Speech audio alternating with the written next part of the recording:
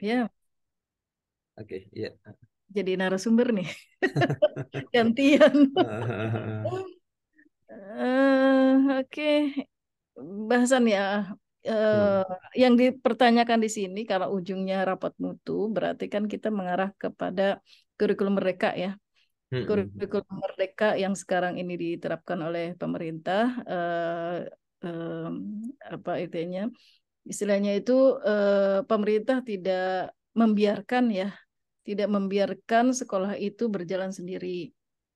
Jadi sebelum kurikulum itu dicanangkan secara keseluruhan, pemerintah memang istilahnya memilih ya, memilih sekolah-sekolah mana yang menjadi semacam pilot project untuk kurikulum hmm, merdeka ya dengan cara memilih kepala sekolahnya untuk ikut serta seleksi. Nah, disitulah yang lulus lulus seleksi itu akan jadi atau menjadi pelaksana program sekolah penggerak atau PSP. Nah, PSP ini ada 1, 2, 3 ya, PSP 1, PSP 2, PSP 3. Nah, saya sendiri sekolah saya itu masuk ke dalam PSP 2 untuk pelaksana program sekolah penggerak. Saya sendiri hmm. lulus di angkatan yang pertama gitu. Ya, Jadi untuk kepala sekolahnya ya. yang kepala sekolahnya. Kenapa angkatan pertama waktu itu memang saya ikutnya di angkatan pertama, tapi di angkatan pertama kuota untuk pelaksana hanya 15 sekota Bekasi. Hmm, hmm, Jadi, hmm. yang lulus 21 sekolah ceritanya.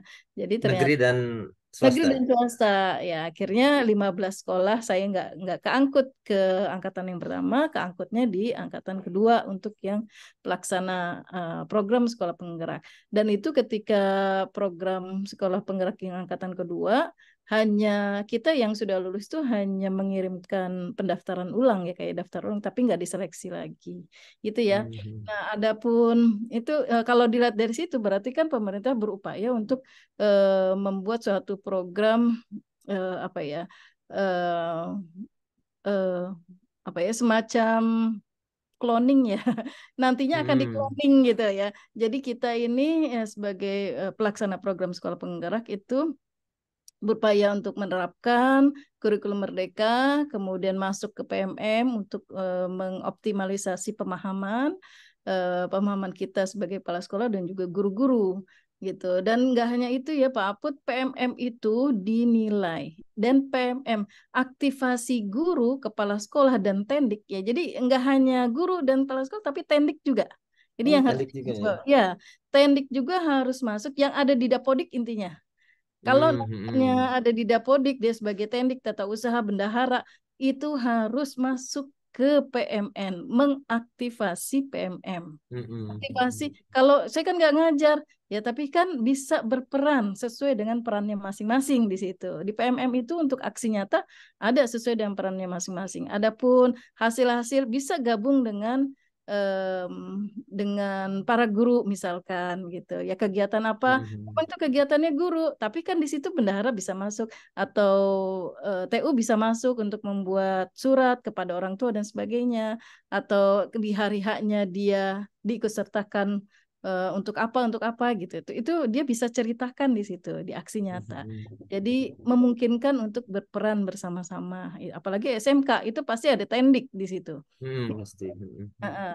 Nah, ternyata aktivasi guru, tendik, dan kepala sekolah, termasuk kepala sekolah ya, itu dinilai, direkap oleh eh, Kemendikbud ya, kementerian direkap, dan itu bisa menguatkan rapot mutu sekolah kita. Rapot Hmm, mutu hmm, sekolah hmm, kita. hmm. Ya, termasuk besaran apa sih namanya? Banyaknya ya, banyaknya guru-guru atau tendik atau kepala sekolah yang sudah apa namanya tuh yang sudah mengeksplor ya, yang sudah mengeksplor seluruh yang ada di PMM PMM termasuk ya. Hmm. ya termasuk mengeksplor punya teman, punya rekan ataupun asesmen untuk siswa gitu. Nah, itu semuanya dinilai itu. Aktivasi kita tuh dinilai. Kenapa pemerintah menilai? Karena sebenarnya ruhnya kurikulum merdeka itu ada di PMM. Jadi Hmm, pemerintah hmm, itu hmm. memberikan kayak semacam sarana prasarana pembelajaran untuk para guru itu adanya di PMM. Iya, oke, Ya, secara secara ininya ya, yang secara bisa bertahap. diakses kapan aja ya. Betul, bisa diakses Oke. kapan saja. Nah, karenanya pemerintah berikutnya setelah program PSP langsung masuk ke IKM tuh, implementasi kurikulum mandiri. Nah, disinilah IKM itu sekolah boleh memilih apakah dia mandiri berbagi, mandiri ini dulu, mandiri belajar, mandiri berubah atau mandiri berbagi.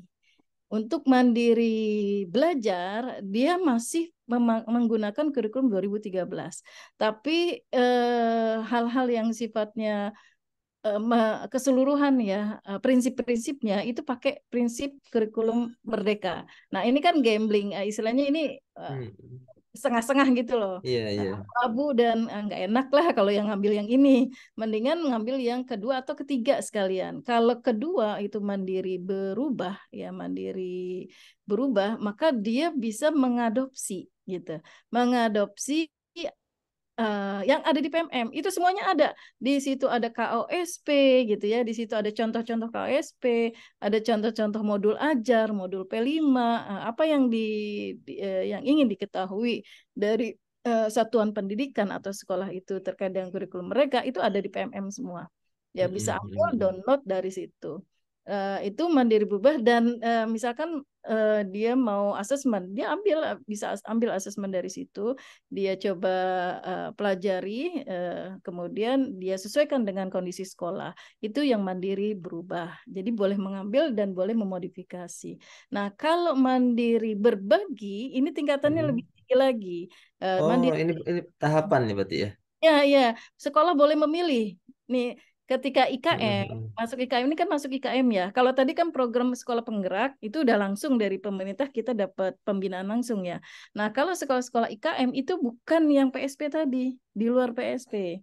Jadi sekolah boleh memilih, termasuk SMK itu boleh memilih nanti. Mau mandiri tadi ya, belajar, berubah, atau berbagi.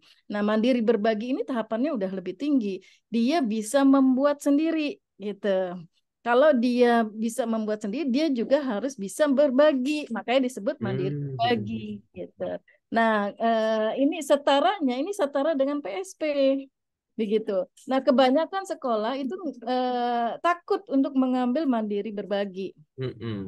Harus jadi Kenapa? model nantinya ya. Karena nggak ada pembinaan ya, nggak ada pembimbingan, jadi dibiarkan lepas karena mandiri kan ini. Jadi takut untuk mengambil yang itu. Kebanyakan sekolah tuh ngambil yang mandiri berubah itu ya.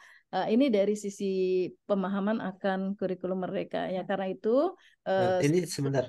mm-mm, Eh, Pilihan untuk memilih atau harus diikuti tahap demi tahap? Dari memilih, belajar berubah. memilih, memilih, memilih, Oh. bukan tahapan, bukan tahapan ya. Jadi pilihan. Hmm, hmm. Saya mau milih, saya milih mandiri berubah. Ya udah pilihan mandiri berubah. Bukan harus berubah dulu baru kemudian baru bisa berbagi gitu. Enggak, enggak, Enggak. pilihan.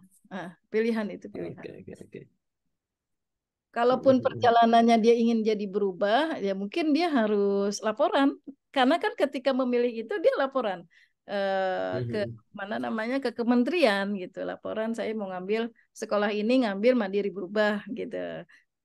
Itu laporan. Jadi nggak suka-suka saya terus jalanin sendiri, nggak ada laporannya. Jadi Iya, pelaporan. iya. Jadi di rapot mutu itu sendiri juga ini sekolah mandiri berubah, ini sekolah mandiri berbagi misalkan, atau ini sekolah PSP misalkan gitu tuh ada ya di situ. Oke. Itu Sebentar nanya yang tadi dulu. Kalau untuk yang mempengaruhi rapot mutu itu apa hanya aktivasi di PMM atau ada unsur lain? bukan. Jadi untuk rapot mutu, keluarnya rapot mutu pendidikan sekolah gitu ya. Ini hasil dari ANBK, Asesmen Nasional Berbasis Komputer ya, Pak Put. Jadi ANBK ini berarti kan di situ ada survei karakter, survei lingkungan belajar, literasi, numerasi. Nah, itu kan yang di ANBK kan gitu. Nah, ANBK ini meskipun dipilih 35, 30 anak yang mengikuti, 5 yang cadangan. Itu untuk SD ya Pak Put. Kalau SMP beda, SMK juga beda gitu. Itu sesuai dengan aturan kementerian ya di situ. Nah, hasil dari ANBK ini itu bisa menjadi bagian dari rapot mutu tadi selain PMM. Jadi itu double aktivasi Iya, iya. guru. Jadi kalau yang kan di rapot itu kan ada tendik ya. Nah, tendik itu ngambil dari gini, rapot mutu diambil dari ANBK, kemudian dari Dapodik, ya Dapodik itu kan data-data sekolah dan seterusnya, kemudian diambil dari PMM. Nah itu yang bisa eh, eh, apa namanya Mempengaruhi rapot mempengaruhi, mutu ya. ya, ya Heeh. mempengaruhi rapot mutu sekolah ya, karenanya PMM jadi penting kan bagi sekolah untuk Iya. eh, apa namanya melaksanakan gitu. Satu dari tiga unsur ini ya Mm-mm, untuk mm-mm. Dan saya kalau kemana-mana pengimbasan ini yang jadi hal penting ini gitu ya. Jadi mengaktifasi PMM itu jadi hal penting. Selain kita belajar mandiri terkait dengan kurikulum Merdeka, ternyata kegiatan belajar kita, aktivasi kita di PMM pun dinilai gitu. Dan kemarin di HGN, di Hari Guru Nasional, itu Kemendikbudristek mengapresiasi individu yang berhasil menyelesaikan apa namanya modul-modul terbanyak yang ada di PMM gitu. Jadi oh Pak gitu. Aput, ya, jadi setelah Heeh. kita mengerjakan satu modul, kemudian lakukan apa namanya aksi nyata, lalu dikurasi oleh kementerian, terus nanti terbit itu sertifikat gitu. Jadi ada yang sudah dapat sertifikat sampai 43, yang terakhir itu 43. Itu luar biasa guru-guru Masya itu. Allah, Masya Nah, itu Allah. diapresiasi di Hari Guru Nasional kemarin sebagai guru inspirasi seperti itu. Bu Tommy masuk Ya, di situ ya.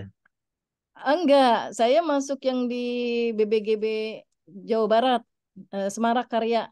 Tapi masuknya Oh iya. ke kepala sekolah apa kemarin ya? Lupa saya. Oh iya, oh, ada yang kategori guru, kategori kepala sekolah beda Ya, lagi ya.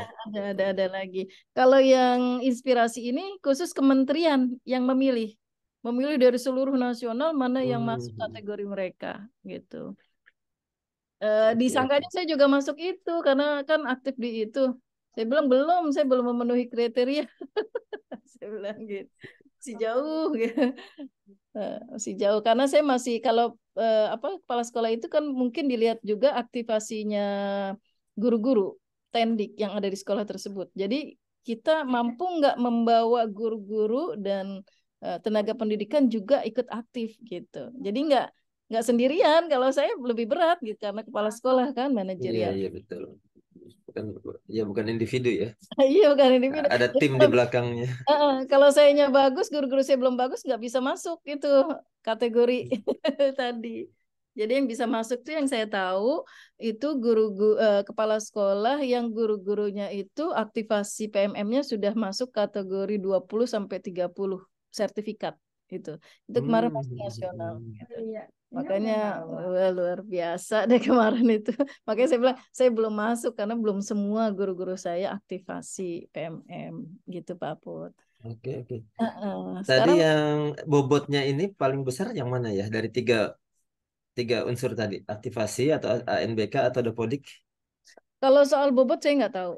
Terus terang saya nggak tahu bobotnya. Tapi yang jelas untuk ANBK itu kan menjadi nilai rapot mutu sekolah, bukan nilai anak ya. Meskipun Mm-mm. yang melaksanakan kan anak, guru-guru, kepala sekolah, orang tua gitu. Jadi semuanya itu apa namanya mengikuti Sulingjar ya istilahnya ya, survei lingkungan belajar itu eh, masuk. Kalau untuk bobot saya nggak tahu karena nggak pernah ada informasi untuk itu ya. Tapi yang jelas itu tiga hal itu yang mempengaruhi rapot mutu sekolah kita. Oke, oke, Kemudian nih, oke. apa yang terkait dengan yang ada pembahasan di sini nih, visi misi sekolah sebagai acuan Mm-mm. dalam perencanaan pelaksanaan evaluasi program kerja sekolah termasuk KSP dan perencanaan berbasis data ya. Intinya visi misi sekolah itu ada di dalam KSP Pak Aput. Mm-mm. Mm-mm. Jadi gini, Kurikulum operasional ya. eh ini perencanaan berbasis data kan PBD ya. PBD itu Hmm. akan muncul setelah rapot mutu muncul, gitu. Jadi sekolah akan bisa mengidentifikasi, jadi istilahnya IBR ya, identifikasi, benahi, refleksi dan benahi itu IBR. Kalau untuk PBD, perencanaan berbasis data, itu langkahnya ada IRB namanya, identifikasi, refleksi dan benahi. Mm-mm. Nah, KESP itu semacam dokumen satu atau kurikulumnya sekolah. Pak Apu tahu dokumen satu kan? Belum, belum. Dokumen satu sekolah itu yang dulu itu isinya kan ada daftar isi, kemudian bab 1, bab 2, bab 3, bab 4, bab 5 gitu. Nah, bab satunya itu terkait dengan pendahuluan atau survei lingkungan sekolah. Nah, itu bab satunya. Kemudian bab duanya itu masuk ke visi misi sekolah. Itu bab dua. Bab tiganya ini sudah masuk ke eh, eh, apa aja yang ada di sekolah tuh, kayak intrakurikulernya, ekstrakurikulernya, terus program-program sekolah, program tahunan, itu adanya di bab 3. Semua kegiatan ini, termasuk dengan beban mengajar guru, itu adanya di itu. Nah, ini masuknya di dokumen satu yang sekarang namanya KOSP. Kurikulum Operasional Satuan Pendidikan, itu KOSP. Iya, iya. Ya, gitu ya. Jadi Oke. eh, visi misi itu ada di KOSP gitu. Nah, adapun apa hubungannya dengan PBD, perencanaan berbasis data? Tadi kan IRB langkahnya. Lalu identifikasinya dari mana? Dari rapot mutu tadi, gitu. Pak Put kalau sudah Iya, membuka iya. rapot mutu sekolah, udah lihat belum rapot mutu sekolah? Pernah ditunjukin hasilnya aja.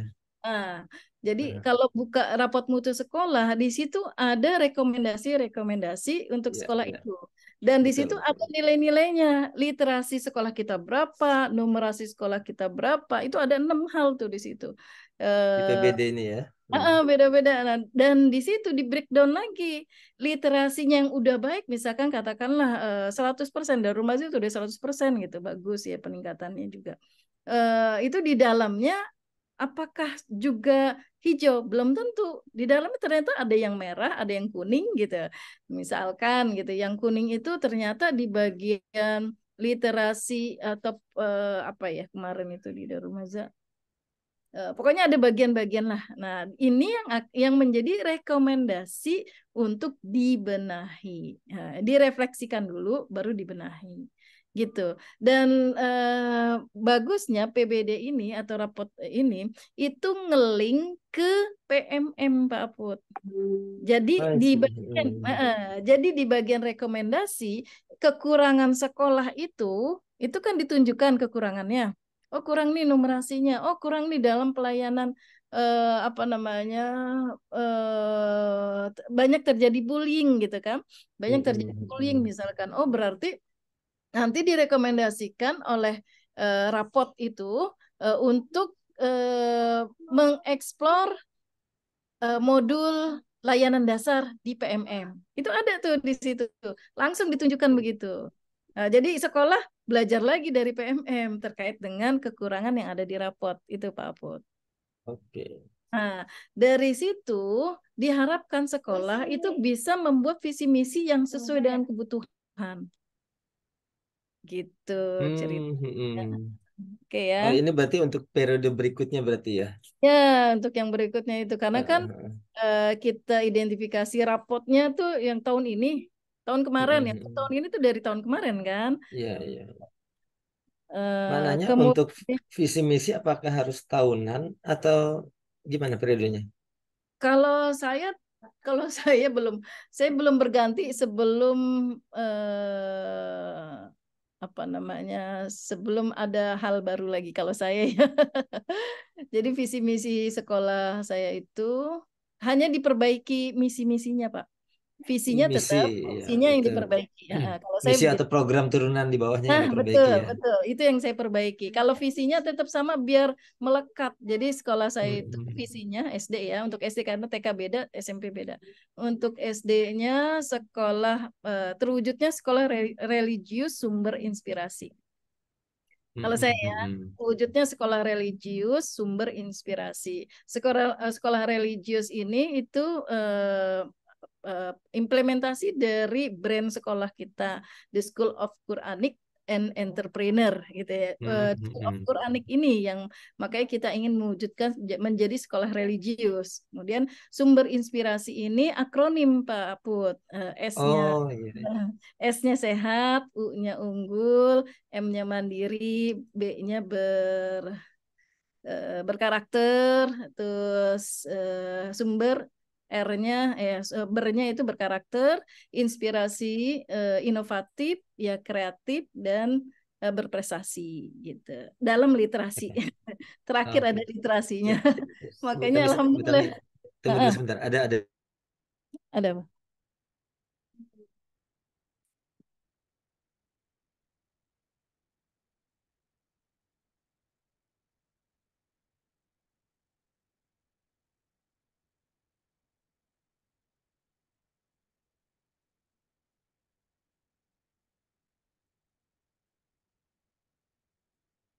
Ya, oke oke. Oh itu tadi sumber inspirasi itu ini ya, apa namanya? Akronim ya. Akronim. Ya, akronim. Jadi biar biar melekat melekat. Cuman ya jadi setiap tahun itu yang saya rubah adalah misinya gitu. Karena Mm-mm. ketika sudah kita buat nih KOSP sudah dibuat, kita harus mensosialisasikan. Makanya di sini kan ada mengkomunikasikan visi misi kepada warga sekolah. Mm-mm. Gitu. Mm-mm. Yang saya lakukan biasanya itu di awal tahun saya sosialisasi ke komite. Ya. Selain itu, komite juga ketika merencanakan atau merancang KOSP, komite diundang, Pak. Komite Saat sekolah merancang. diundang. Iya, dalam merancang KOSP, komite diundang. Dalam PBD, komite itu diundang, kalau saya gitu. Mm-mm. Gitu. Jadi setelah setelah jadi KOSP-nya, maka kita sosialisasikan. Sosialisasikan itu beberapa tahap di awal tahun ajaran itu kan. Disosialisasikan biasanya yang pertama tuh saya mensosialisasikan ke komite sekolah berikut korlas-korlasnya. Dan itu itu udah penuh karena satu kelas itu korlasnya ada 5 dari 5 kali 18 itu berapa berapa orang ditambah unsur komite ada 7 ya jadi di situ kita dialog lah kita komunikasikan visi misi itu dari komite dan korlas kemudian ke seluruh orang tua murid. Nah gitu ke seluruh orang tua murid juga harus tahu karena dia kalau visinya berubah-ubah bingung apalagi nih gitu kan. Maka Mm-mm. saya visi nggak berubah, yang berubah itu di misi kalau saya gitu. Maka tetap harus komunikasikan tiap tahun karena ada perubahan-perubahan itu. Kemudian hmm, Ini selain objek komunikasi tadi ya, korlas-korlas, kemudian turun ke ortu murid. Berarti kalau yang komite berarti karena memang mereka sudah ikut merumuskan ya, ikut merumuskan dan dan ya makanya ikut mensosialisasikan juga ya komite. ikut mensosialisasikan. Betul, ikut Nah, mensosialisasikan juga termasuk itu. Jadi kalau misalkan ada orang tua murid yang bertanya karena mungkin nggak hadir atau apa, ya mereka bisa menjawab gitu. untuk media yang dipakai, apakah apa Daring. pertemuan langsung daring gitu ya? Iya, saya Ada dalam bentuk ini? berbagai berbagai Ya. karena nggak mungkin mengumpulkan seluruh orang tua 400 Mm-mm. sekian murid gitu. Jadi yang saya bicara itu pertama kan tadi ke komite dan korlas langsung luring ya, maksudnya hadap langsung, tatap muka langsung. Dari situ kemudian ke seluruh orang tua murid itu secara sosialisasi secara daring ya lewat lewat Zoom gitu. Karena 400 pesertanya banyak 400 orang tua lebih ya. Cuman dari situ kan belum tentu semuanya ikut hari itu. Iya, Nah, kita sisir lagi di kelas. Penyisirannya itu di kelas, per kelas gitu. Tapi yang di per kelas itu guru yang mensosialisasikan. Jadi daring juga ya. enggak daring. Kalau di kelas itu luring. Oh, saat mereka diundang datang ya. Mereka diundang datang per kelas, per level kadang biar biar nggak ini biar nggak apa repot ngomong berkali-kali jadi per level gitu. Saya kadang diundang ke level 5 atau ke level 1 atau ke level berapa ya, Mm-mm. tergantung inilah levelnya gitu. Gitu. Itu Termasuk ini juga ada media lain yang dipakai misalnya di IG-nya sekolah, IG-nya oh eh, iya. apa tadi komite gitu. Juga Iya, lewat situ. iya bisa, bisa. Iya dikirim lewat situ juga untuk mensosialisasikan visi kan, visinya Darul Maza. Mm-mm. Profil Darul Maza, visi Darul Maza, keunggulan Darul Maza ya ada lewat situ juga. Mm-mm. Oh, jadi bisa media itu juga ya, web, IG gitu ya. Ya biar semuanya juga paham karena visi misi Heeh, sekolah heeh. itu harus didukung. Sekolah yang bagus kan yang bisa berhasil visi misinya itu bisa terwujud ya, bisa mewujudkan visi misinya dan itu nggak akan mungkin berhasil kalau cuman yang tahu kepala sekolah doang, Hmm, hmm, yang hmm, tahu hmm. yang bikin doang ya nggak mungkin gitu kan. Jadi harus ini juga Ya, tahu. ring satunya kepala sekolah dan guru ya yang wajib tahu ya. Ya harus sama Eh, komite juga. komite ya. Ya makanya biasanya saya apa ya mencari kandidat komite itu yang memang dia aktif terus mau bersedia membantu terus komunikatif nah yang seperti itulah yang enak terus mendukung gitu kegiatan sekolah untuk Hmm, hmm, komite hmm. ya. Di komitenya ya. Terus ini yang C ini perencanaan pembelajaran praktik pembelajaran dan praktik asesmen di satuan pendidikan yang berorientasi pada peningkatan hasil belajar bersama. Oh, ini mah ini apa sih namanya? Guru ya. Ya, lebih ke kompetensi guru ini ya. Kompetensi guru ini dan guru itu Ini pedagogik ya, ya pedagogik Pak dan Nasir. Hmm. latihan Pak Apu karena nggak semua guru itu bisa mampu. Jadi sekarang gini, eh, enaknya di kurikulum Merdeka ketika sekolah memilih mandiri berbagi, berubah ya, bukan berbagi. Mandiri berubah, itu kan ngambil contoh-contohnya dari PMM ya. Ngambilnya Hmm. contoh dari PMM.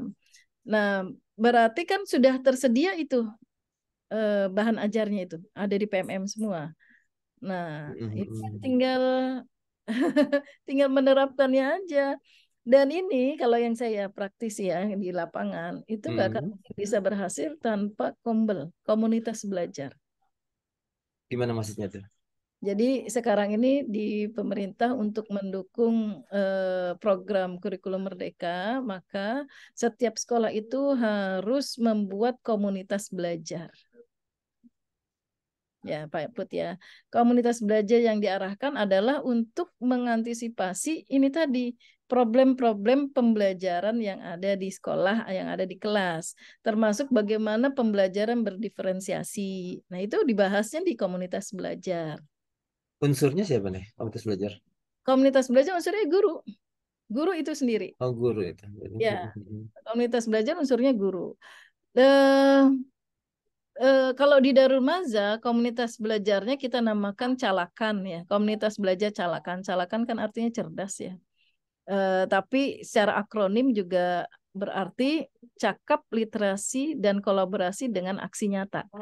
Oh, iya, Itu iya, saya iya. akronimkan lagi. Oke, Calakan, oke. cakap, literasi, dan komunikasi dengan aksi nyata. Itu biar biar apa terekam di saya tuh kalau ini kayak begini nih, kan tanpa ini juga saya bisa ngomong gitu. Mm-mm, mm-mm. Nah, komunitas belajar calakan saya bagi empat apa ya namanya empat tahapan. Nah, ya, disebut empat tahapan ya. Kalau tahapan kan semuanya ikutan ya, tapi bukan Hmm. berarti setelah ini terus ini gitu, nggak begitu juga gitu ya. Jadi eh, ruang lingkup lah, empat ruang Oh, lingkup iya. gitu ya, bukan tahapan, empat ruang lingkup lebih pasnya. Eh, apa ruang lingkup yang pertama itu calakan berbagi, Pak Put, namanya calakan berbagi. kapan dilaksanakan calakan berbagi ini? Ini dilaksanakannya seminggu sekali. Jadi anjuran pemerintah itu harus harus meluangkan waktu 1 jam dalam 1 minggu. Itu arahannya. Kenyataannya di lapangan kurang 1 jam. Ini Kalau guru sharing ini ya, sharing pengalaman praktek betul. PMM ya. Betul, sharing Hmm. session pembelajaran yang ada di kelasnya. Jadi makanya saya Hmm. beri nama Calakan Berbagi. Jadi Hmm. apa yang sudah dia lakukan, kalau Darul Maza ya, apa yang sudah dilakukan di kelasnya itu dan dia punya metode, punya apa hal yang menarik yang bisa disampaikan ke temannya itu kita kasih sesi berbagi itu di hari Rabu ya. Hmm. Nah, itu memang hari Rabu adalah hari koordinasi kita. Hari koordinasi saya, istilah hari besarnya saya. Hari upahnya saya bersama dengan guru-guru saya gitu Hmm. intinya. Nah, di hari itu saya cuma ngambil 15 menit untuk berbagi. 15 menit berbagi, 15 menit refleksi. Refleksi dari apa yang dibagi dia. Hmm. Jadi ini calakan berbagi. Yang kedua, calakan fase. Ruang lingkup ya. Ruang lingkup yang kedua, calakan fase. Calakan fase ini guru. Kalau yang tadi kan guru ngumpul semua ya Pak Put. Saya Hmm. ada di situ. Ngumpul Hmm. semua, saya ada di situ. Kalau calakan fase itu mereka kumpul, guru kumpul per fase gitu. Fase itu kalau di kurikulum Merdeka itu nggak ada lagi kelas 1, kelas 2, kelas 3, kelas 4, kelas 5. Itu nanti akan melebur jadi fase A, fase B, fase C.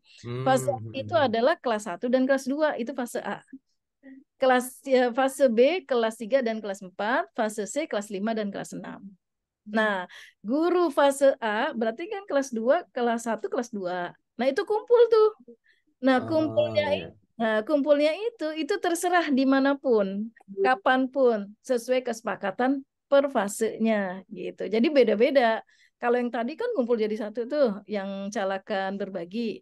Nah, calakan fase itu mereka kesepakatan sendiri gitu intinya. Tapi per fase ya, berarti ada Hmm. kelas 1 dan guru kelas 2 dalam pertemuan tersebut. Nah, apa yang dilakukan Nah, di itu fase yang itu? dibahas ya. Apa yang dibahas? Dibahas kalau fase pembahasannya terkait dengan pembelajaran. Pembelajaran berdiferensiasi, semua pembelajaran. Apa sih? Itu amdalnya mau pulang. Oh, Pasti sebentar. 120 dulu.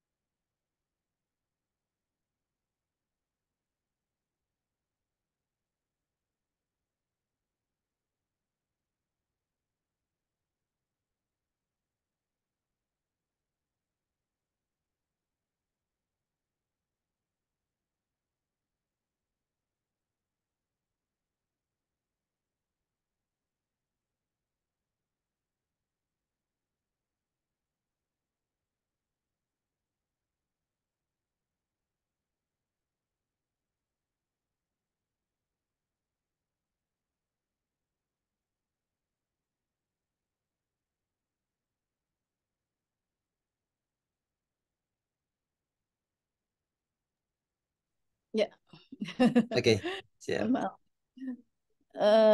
Tadi calakan fase apa yang dilakukan? Yang dilakukan itu Hmm. mereka berdiskusi terkait dengan pembelajaran, ya pembelajaran, baik itu merencanakan modul ajar, merencanakan modul P5, kemudian bagaimana pembelajaran berdiferensiasi karena masing-masing kelas itu beda. Nah, di situ Hmm. mereka harus berkolaborasi. Kemudian juga merencanakan layanan dasar. Layanan dasar itu terkait dengan TPPK ya, tim pencegahan dan penanggulangan kekerasan, intinya bullying tadi ya, intinya bullying, nggak boleh merokok, nggak, yang kayak gitulah intinya.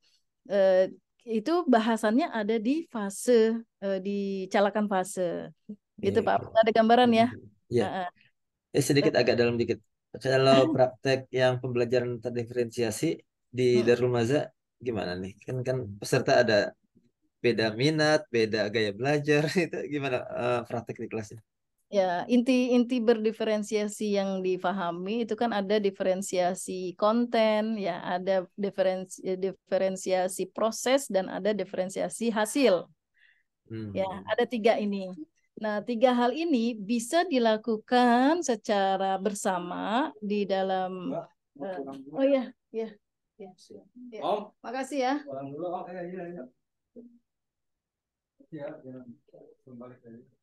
Salam buat Lik siapa Lik Sintawat. Lagi di Kerawang apa? Oh gitu ya. Hati-hati ya. Tadi mana ya? Sampai mana tadi? Tadi yang berdiferensiasi konten, proses, hasil. Ya. Aplikasinya di lapangan bisa dilakukan secara keseluruhan ataupun mengambil salah satu saja. Tergantung dari kebutuhan kelas, Pak Put. Tergantung dari kebutuhan kelas dan tergantung dari mata pelajaran. Kadang itu beda-beda gitu. Misalkan gini, pelajaran matematika ada anak yang sudah bisa, ada anak yang belum. Makanya Iya. penting asesmen di awal tuh di situ. Jadi di kurikulum Merdeka sebelum masuk pembelajaran kita harus melakukan asesmen diagnostik ya di awal itu. Atau sekarang itu masuknya asesmen awal bukan diagnostik lagi namanya karena nggak boleh sama orang psikolog. Oh, I see. Iya, jadi asesmen awal itu adalah untuk mengidentifikasi ini anak sudah sampai di mana nih gitu belajarnya dia matematika lah katakan ya. Ternyata untuk belajar kalian kan dia harus tahu dulu angka-angkanya dulu dan konsep penjumlahan bagaimana gitu kan. Nah, sebelum ternyata ini belum bisa dan ini udah bisa. Nah, itu udah dipisahkan tuh. Misalkan pisahkan 2 kelompok atau 3 kelompok atau 4 kelompok tergantung kebutuhan di anak. Nah, dari situ berarti kan kontennya udah beda. Iya. Konten dari yang anak yang ini apa meskipun itunya sama, ujung temanya itu tema besarnya tetap sama gitu, tetap beda. Tapi untuk aplikasi di lapangannya ngajarinnya itu udah berbeda nih gitu. Ini berarti ini anak ini harus diajarin ini dulu gitu sebelum masuk yang materi yang ini gitu. Nah, itu konten namanya. Itu dengan satu guru atau ada beberapa guru yang Satu guru. simultan? Satu guru. Satu guru berarti bergantian ya? Maksudnya? Ya tadi kan ada yang sudah Anaknya. Nah, itu dia makanya nih kecanggihan guru zaman sekarang nih di kurikulum Merdeka. Dia harus menyiapkan materi yang berbeda. Dan ini akan sulit banget. Ini sulit. Saya bilang ini sulit, bukan Iya, mudah. iya, Hal iya. yang mudah. Ini sulit. Karena itu biasanya guru hanya membedakan 2 kelompok saja. Kelompok yang sudah bisa rata-rata gitu, rata-rata dan sudah bisa masuk jadi satu. Kelompok yang memang masih lemot lah katakan gitu ya, masih lambat masih ini. Nah, itu aja. Terus lebih spesifik lagi kalau misalkan ternyata yang lemot itu cuman ada 1 atau 2 ya udah ini aja yang didiferensiasikan gitu kan. Kita bedakan perlakuannya gitu. Tapi tetap menjadi apa namanya? Jadi perhatian guru tidak diabaikan gitu. Mungkin kalau dia nggak bisa belajar melalui tulisan, ya mungkin dia bisa belajar melalui gambar. Dia nggak bisa belajar melalui apa namanya audio, mungkin dia bisa melalui tulisan. Kalau yang tadi ya, Ini untuk gaya belajar ya? itu modelnya seperti itulah gambarannya. Jadi memang pinter-pinternya guru Pak Aput nih kalau di Iya. diferensiasi ini. Cuman ya Oke, intinya adalah setiap anak harus di apa ya di diakomodir ya? diakomodir ya kebutuhan itu diakomodir gitu. Itu untuk tadi ya lingkup calakan fase, kemudian calakan KOSP. Saya calakan Ada PBD lagi ya? dulu. Ini yang Saya namakan calakan PBD Pak Aput. Ya, tadi kan udah ada tuh PBD ya. KOSP kita kan udah ada tadi ya, udah disinggung ya. Nah, siapa yang melaksanakan PBD dan siapa yang melaksanakan KOSP Pak Aput? Kepala sekolah? Tadi kan ada tuh. koordinatornya kepala sekolah. Terus yang jalanin siapa? Ya guru ya kalau ada ini. Kalau dulu itu kan hanya ranah si kurikulum, ranahnya si kesiswaan sama kepala sekolah, ranahnya bendahara. Kalau PBD ya, PBD itu kan nanti larinya ke Arkas, ke bendahara. Gitu. Nah ini biasanya itu ranahnya kepala sekolah Si dan kurikulum. ranahnya kepala sekolah dengan kesiswaan, dengan bendahara dan seterusnya. Ya. Nah sekarang itu harus dibebankan kepada seluruh komunitas belajar. Makanya saya masukkan itu dalam komunitas PBD. Ya, PBD. Calakan PBD lah istilahnya gitu. Apa yang membedakan? Yang membedakan ketika melakukan calakan PBD itu guru-guru dibagi per kategori dalam rapot ya. Misalkan kategori literasi, kategori numerasi, kategori lingkungan belajar, kategori pendidik dan tenaga pendidikan dan seterusnya. Nah, itu dikelompok-kelompokkan. Jadi ada 6 kelompok kalau nggak salah, kalau di PBD itu 6 kelompok. Guru dibagi 6 kelompok. Dan guru membahas itu yang ada di rapot terkait dengan literasinya itu apa? Di breakdown. Tadi kan dibuka ya. Oh, ini udah bagus, biru, hijau. Tapi isinya apakah hijau semua? Nah, itu dilihat di breakdown dan diidentifikasi. Kemudian direfleksikan apa yang terjadi di sekolah kita dan kenapa jadi begini. Oh, karena mungkin kemarin begini-begini. Nah, itu diambil tuh. Itu di kelompoknya literasi. Sama juga di kelompoknya numerasi melakukan hal yang sama. Sampai di situ ada benahi. Benahi itu apa rekomendasi dari yang ada di rapat pendidikannya. Nah, dari rekomendasi itu akhirnya dicatat. Berarti kita harus melakukan apa untuk tahun depan. Nah, barulah ini masuk ke dalam ARKAS. Kalau rekomendasi yang sudah dibedah itu di dalam kelompok tersebut kemudian ada hal-hal yang sifatnya kegiatan memiliki nilai, ya, memiliki nilai uang, katakan seperti itu, memiliki dana, maka itu masuk ke dalam ARKAS. Kalau kegiatannya itu tanpa nilai uang, kan ada kegiatan yang tanpa nilai uang ya Pak Put, seperti pelatihan melalui PMM, itu tanpa nilai uang itu disebutnya. Nah itu masuk ke dalam RKT, Rencana Kerja Tahunan, gitu. Ada bayangan? Yang tanpa ada anggaran masuk ke RKT. RKT, masuknya di RKT, Rencana Kerja Tahunan. Yang ada anggarannya masuknya ke ARKAS. ARKAS. Jadi ARKAS itu semua kegiatan yang beranggaran. Atau RAKS ya. RAKS ya. RAKS itu kan manual kita sekolah. Kalau udah masuk ke pemerintah, itu kan ada aplikasinya namanya aplikasi ARKAS gitu. Dan itu aplikasi ARKAS diperbaharui terus.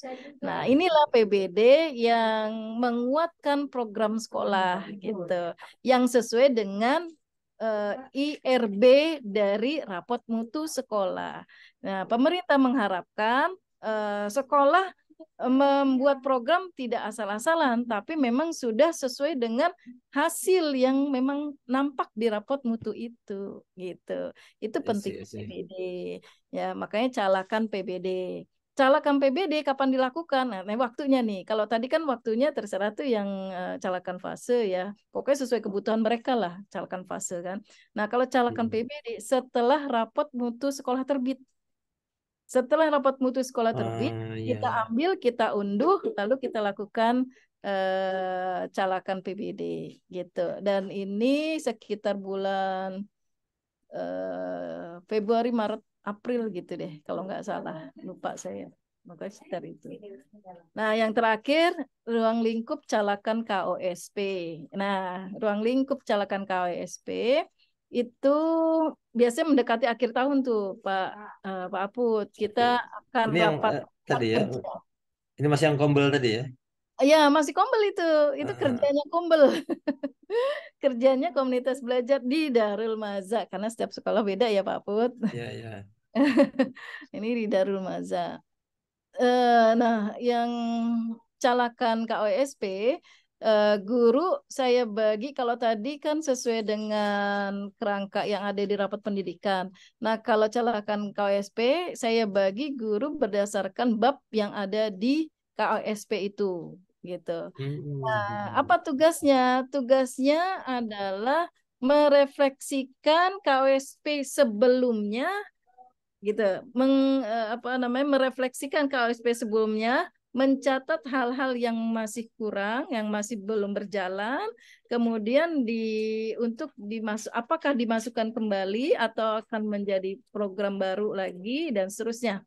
Itu tugasnya di masing-masing bab ya, di masing-masing bab itu. Yang terbanyak ada di bab 3. Bab 3 itu terbanyak karena masuk ke dalam program. Nah, itu Program tadi ya. saya banyakin anggota di situ, guru-guru di situ saya banyakin. Termasuk kurikulum saya masukin di situ gitu. Gitu Pak Put. Jadi per bab dikaji ulang ya. Ya, per bab dikaji ulang dan banyaknya itu tergantung dari kebutuhan Ya, bab itu. tergantung Gitu. ini bobotnya ya. Ya, tergantung bobot. Kalau yang tadi yang PBD itu kan bisa dibagi rata. Per Mm-mm. kelompok itu bisa dibagi rata. Guru ini misalkan 6 misalkan gitu. Ya udah cukup. Kalau yang KWSP itu nggak bisa begitu. KWSP itu harus sesuai dengan bobot bab yang dibahas. Yang paling berat biasanya di bab 3 ya. Heeh, heeh. Jadi Oke, oh oke. ya lupa tadi saya sampaikan kalau yang di PBD setelah mereka merefleksi, mengidentifikasi terus kemudian sudah merekomendasikan apakah ini masuk RKT atau di Arkas, itu Gas. semua mereka plenokan, mereka presentasikan. Jadi teman-teman yang lain pun dari kelompok yang literasi ngomong, setelah itu numerasi bicara gitu dan seterusnya. Jadi mereka semua akhirnya tahu gitu apa yang dibedah oleh kelompok yang lainnya gitu Pak Pur. Nah yang ini pun demikian gitu. Yang KWSP pun demikian. Setelah selesai kita raker nih untuk KWSP ya yang bagian bab 1 dia mempresentasikan yang kemarin dari yang kemarin KWSP yang kemarin ini gitu sehingga kami gitu mengajukan perubahan ini. Nanti yang ngetok palu ya semuanya sama-sama gitu. Itu cara kerjanya Pak Put. Oke, jadi 3 kombelin 4 ya. Empat ruang lingkup ya. 4 ruang lingkup ya. Dan itu Berbagi semuanya fase. udah semuanya guru.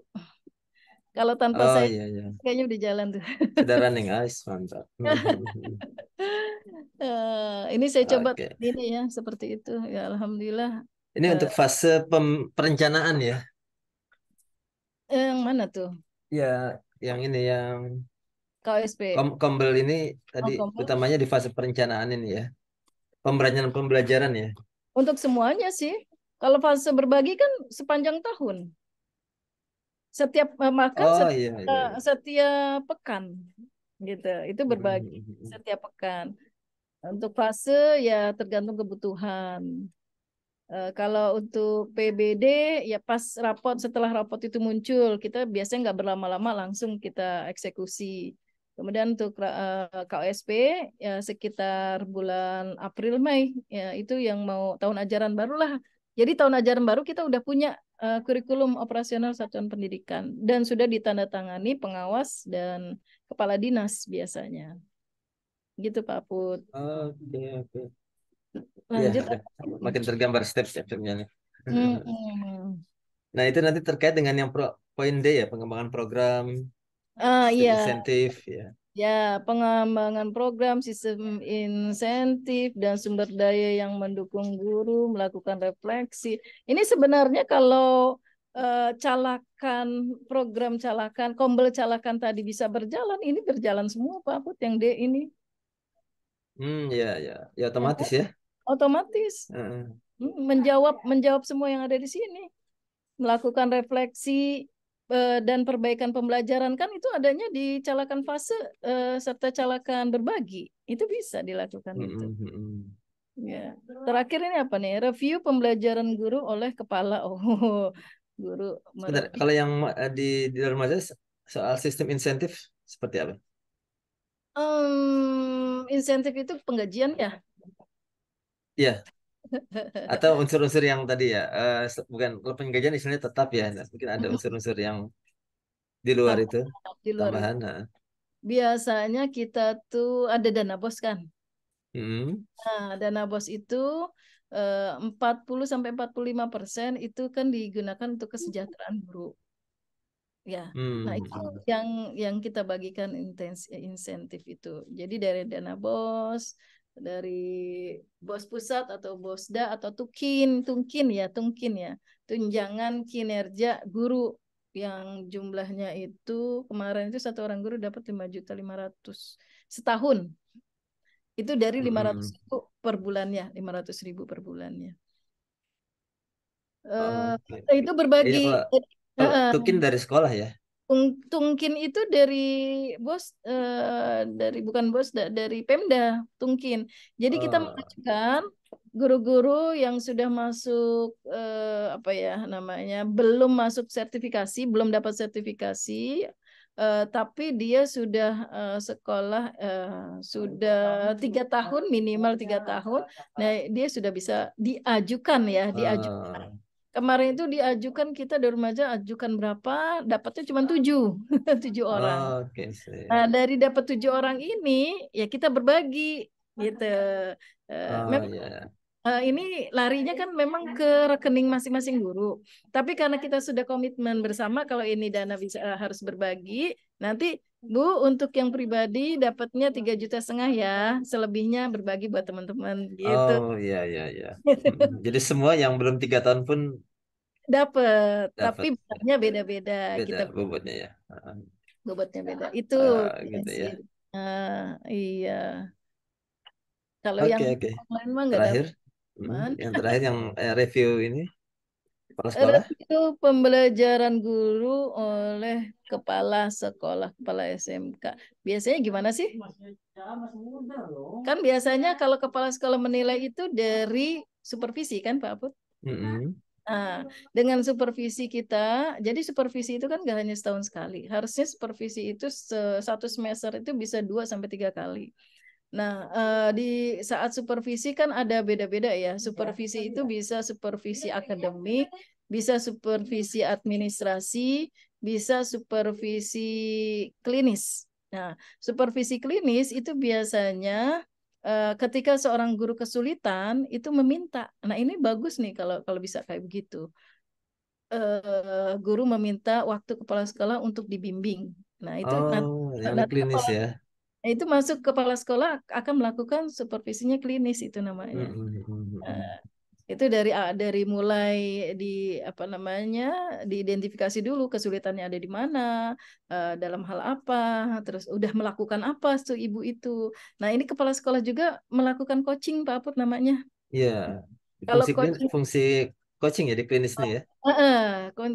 klinisnya itu, kalau coaching itu kan pendampingan tanpa harus memberitahu gitu ya, Iya, tapi memancing. mengeksplor. Hmm. Memancing dia mau melakukan apa, yang sudah dilakukan apa, terus rencananya mau apa, saya mau rencana kayak gini-gini. Jadi dia sendiri yang menjawab dan dia sendiri yang harus menjalankan kan gitu kalau coaching ya.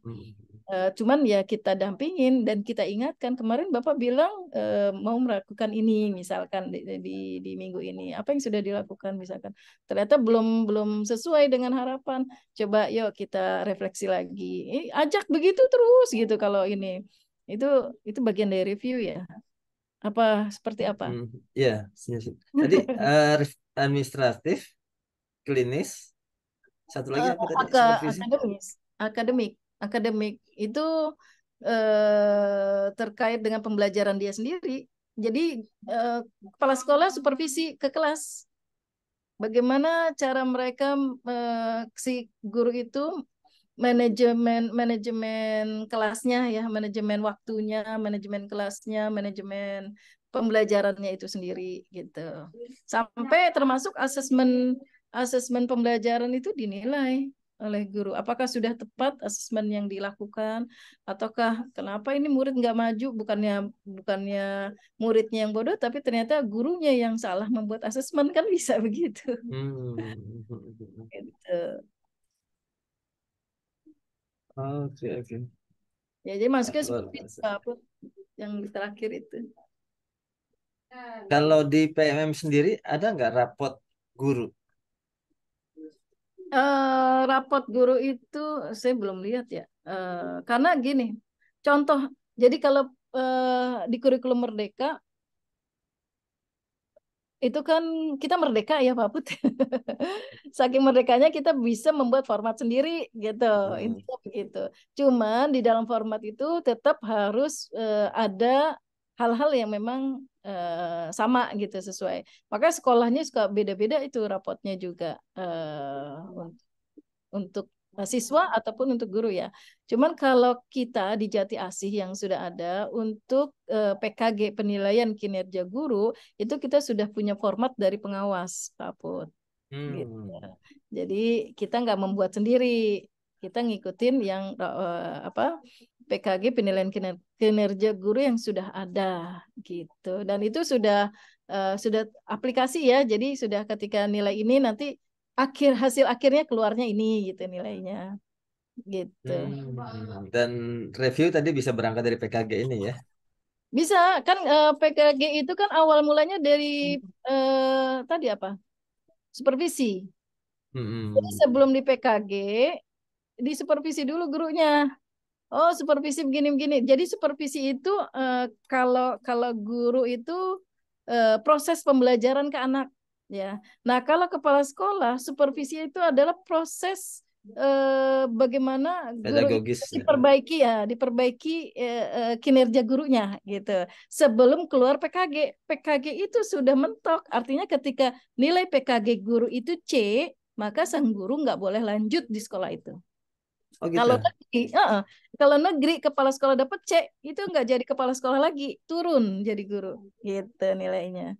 Nah, gitu Pak Apur. Oh iya iya iya. Itu PKG, jadi nggak boleh itu sembarangan hasil PKG. Maka ini supervisi ini harus berjalan dulu nih, harus benar-benar gitu. Pembinaan guru harus harus bisa mampu merubah si guru itu yang tadinya nggak bagus jadi bagus, yang tadinya masih salah jadi udah bener lah. Maka ketika penilaian PKG dimulai, ini sudah nilainya sudah nggak bisa diganggu gugat Pak Put. Kalau nggak hasil PKG-nya jelek tadi yang saya bilang C, berarti ini proses supervisinya dia nggak mampu, si guru ini nggak mampu untuk membenahi, atau bisa jadi kepala sekolah udah Kepala sekolahnya ya. kepala sekolah udah pasrah deh gitu, dia si guru itu nggak bisa ini nggak bisa itu, misalkan biarin aja kasih nilai C gitu, berarti udah nggak mau dia. Termasuk kemarin itu sempat apa namanya ya, saya dengar ada kepala sekolah yang mendapat hasil nilai PKKS-nya itu C. Nah, itu kalau kepala sekolah kan PKKS namanya Pak Put. Kalau PKG, Kinerja kepala sekolah ya. ya PKKS-nya itu dapat C, itu guru besok benar yang negeri ya, yang negeri itu nggak ini lagi nggak jadi kepala sekolah, turun itu karena memang nggak terpenuhi unsur-unsur Kalau penilaian. kalau tadi kalau capsek nggak jadi capsek. Kalau guru dapat C apa Saya nggak tahu ya kalau di resikonya? negeri ya. Kalau di negeri saya nggak tahu resikonya. Tapi yang jelas kalau di swasta, kemarin Pak Haji sampaikan, itu berarti sekolah sudah tidak menghendaki, maka itu bisa jadi dasar untuk keluar. Gitu, untuk mengeluarkan guru tersebut. Tidak Memutasi. memperpanjang kontrak, untuk tidak memperpanjang kontrak. Nah mungkin kalau yang negeri itu dimutasi kali, nggak di sekolah tersebut. Iya. Ya, biar dibina oleh orang lain gitu maksudnya. Oke. Jadi, Oke, kemudian reward kalau dapat A itu apa bentuk yang umumnya? di Darul Maza ya? Atau yang mungkin ibu ketahui di tempat lain kalau yang misalnya kepala sekolah dapat A, guru dapat A, bentuk Enggak. apa apresiasinya? Yang jelas dia tetap ada di situ. Nggak ada apresiasi apa-apa. Yang jelas dia bisa mempertahankan posisi, kemudian prestis, dapatnya A gitu. Iya. Itu aja sih. Kalau yang lain-lain nggak ada. Karena kan gajinya juga tetap sama, nggak Iya. diturunin kalau soal gaji ya. Kira tukinnya meningkat gitu untuk yang A, Apanya meningkat? tukinnya meningkat. Oh, nggak ada. Enggak ya. Nggak ada efek ngaruh ke situ tuh, nggak ada. Cuman yang jelas kan kalau nilainya bagus ya berarti dia nanti di rapotnya dia bagus gitu. Kalau PKKS itu yang dinilai kan secara keseluruhan, maka jadi nilai sekolah nanti PKKS-nya itu. Gitu. Oh iya. Oke, Masya Allah, Alhamdulillah. Ini kuliah singkat tapi lengkap ini. Alhamdulillah. Ya, Baik, baik. Saya coba rapihkan nanti ini hasil kuliahnya. mangga, semoga bermanfaat Pak Put. Amin, amin, bermanfaat banget ini.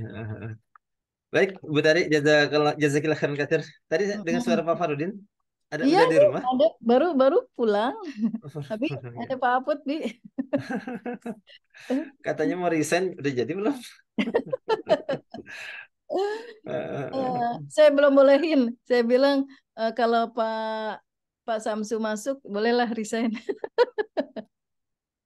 Udah last minute lah. Kecuali ada profesi lain yang lebih menantang.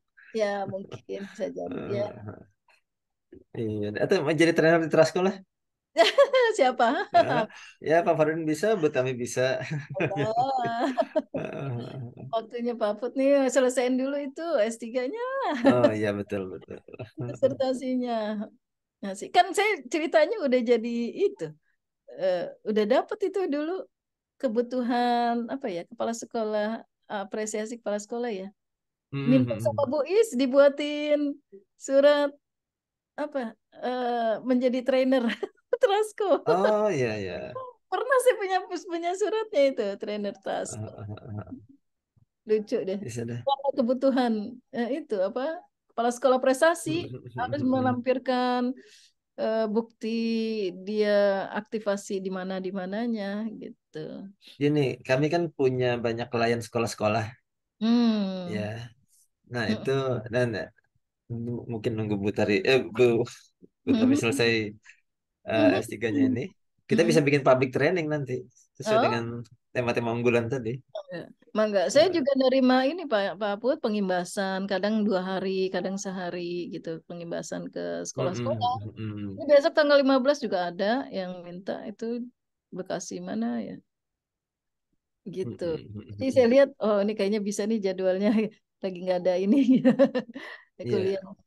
Ya udah, ya saya betul, nanti kembalinya ke waktunya tersedia atau enggak, available atau enggak ini ya. betul betul. Kan karena apa, kurikulum mereka itu udah dijalanin kayak gini aja, dialog begini kan Pak Put, itu berapa berapa buku itu. Iya, dapat banyak Hasil banget kita ini. padahal saya di luar kepala aja nggak ada yang, karena sudah dijalankan kayak gitu. Iya, iya, iya. Nah, kalau yang pengimbasan itu kan paling ada PowerPoint itu untuk membantu, tapi banyak kan juga penjelasan ya kayak begini aja gitu ya. Mereka biar aplikatif gitu ya, biar Iya, iya. implementasinya eh, jelas, dan sudah dilaksanakan gitu di Darul Mazhar. Ini kucing. Iya deh. Baik, baik. Alhamdulillah. Jazakillah khairan. Ini sharing informasinya, sharing pengalamannya ya. Nah, sama-sama Semoga Pak. bisa saya punya lebih baik lagi. Oh. Nah, jazakillah. Salam hormat buat Pak Farudin. Ya, Syukran insya katsir. Allah lagi di Syukran kamar ya. mandi ya. Oke, siap. Makasih Pak. Assalamualaikum warahmatullahi Salam buat wabarakatuh. Buyos, buat Kayos. Ya, Ya, siap. Lagi bikin kue waalaikumsalam. buat buka puasa katanya. Ya, sama-sama nih juga. Oh ya, Siap. alhamdulillah. Alhamdulillah. Ya, Syukran ya. sama-sama. Assalamualaikum gitu. Saya closing Waalaikumsalam. ya. Ya, ya silakan.